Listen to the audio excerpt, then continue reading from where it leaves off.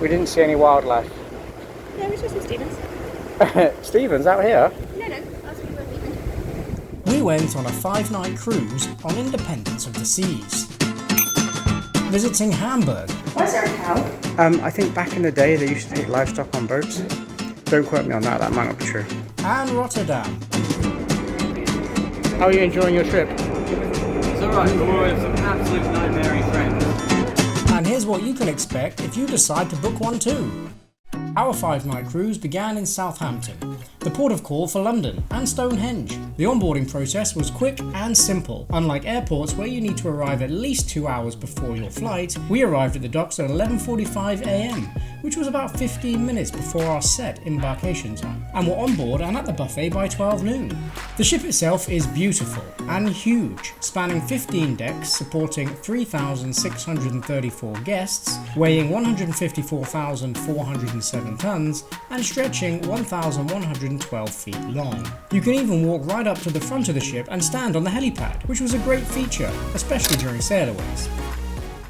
Our first full day on board was a sea day, and boy do Royal Caribbean have a jam-packed schedule. We've cruised with P&O and MSC before, you can check out those videos right here at TravelPal. But neither offered more to do than Royal. Quite literally from 7 AM until 1 AM there were things to get involved in, from rock climbing to origami, from wine tasting to trivia. For over 45 years, Shandong has pioneered the art of sparkling wine in California. And even ice skating.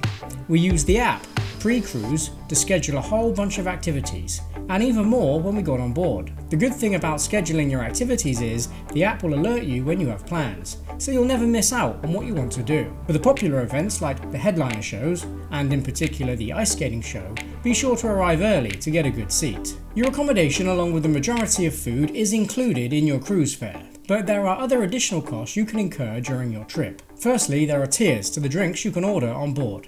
If you want to avoid paying for drinks at the bars and lounges, unless you plan on drinking tap water, you'll need a drinks package. The basic package, and the one I opted for, was the soda package.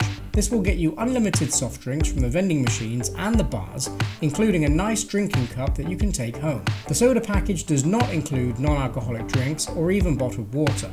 You can, however, get glasses of water, tea, coffee and juices from the buffet free of charge, and it's open for long periods during breakfast, lunch and dinner times. The next package up is the refreshment package, which also includes mocktails, specialty coffees and the all-important bottled water. Both my partner Claire and daughter Bella opted for this package, so I was able to get nicer drinks and water by using their cruise card to order. If you want to drink alcohol on board, you may want to consider purchasing the premium drinks package. You'll be looking at $8 to $9 for half a pint of beer or lager or a small glass of wine or prosecco, and upwards of $30 for a bottle of wine. The premium drinks package will set you back between $60 and $120 per day, based on any offers you receive. If one person in the cabin wants to purchase it, all the adults in the cabin have to as well. With the soda and refreshment packages, this is not the case. The terms state that you cannot share the drinks packages, but the staff seem very relaxed about this rule, as I often use my partner's card to get specialty drinks for myself. What would you rather do, the miniature or the dungeon? The what? Would you rather do the miniature or the dungeon? Right at the dungeon. They're next door to each other. Oh, the dungeon. Our first port of call was Hamburg, Germany. In true TravelPal fashion, I once again insisted we'd find a cheaper and better excursion options if we booked directly with the locals at the port. We haven't, no. As we did in Stavanger, Norway, saving us around €80 on a chocolate making experience. Sadly though, two of the most popular attractions in Hamburg, the Miniature Wonderland and the Hamburg Dungeon, were sold out. If you want to visit these attractions, which apparently most people do, you can book them online prior to your arrival in Germany.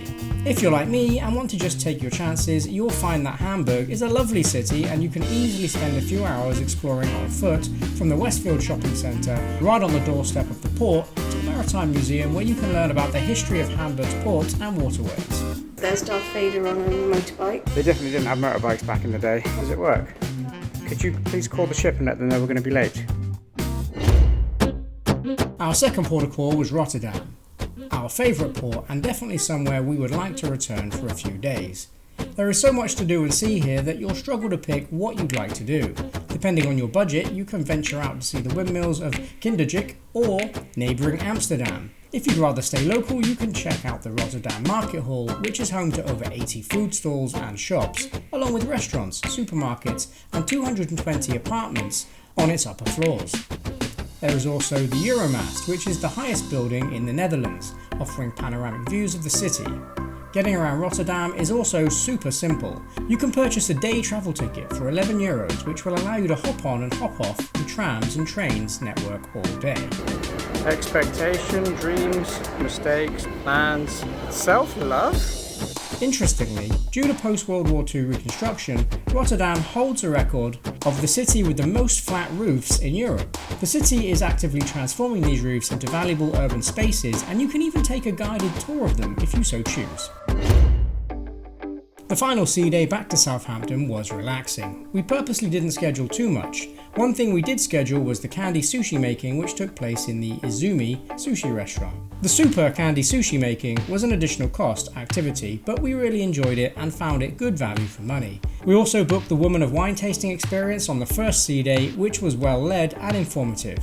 We learned about and sampled some great wines made by women around the world and how pairing them with certain foods can affect the taste of the wine. On each night of the cruise, there was a headliner show. On the first night was a comedian, the second night a comedy juggler, the third night the dancers put on a show called Invitation to Dance, which we all loved. On night 4 we saw the ice skating show, that was outstanding, and the final night there was a special full-length Broadway performance of Grease the musical. Overall we had a fantastic time. 5 nights just simply isn't enough, and we'll definitely be sailing with Royal Caribbean again in the future. If you made it this far, consider clicking the like button to help the channel and subscribe for more travel content.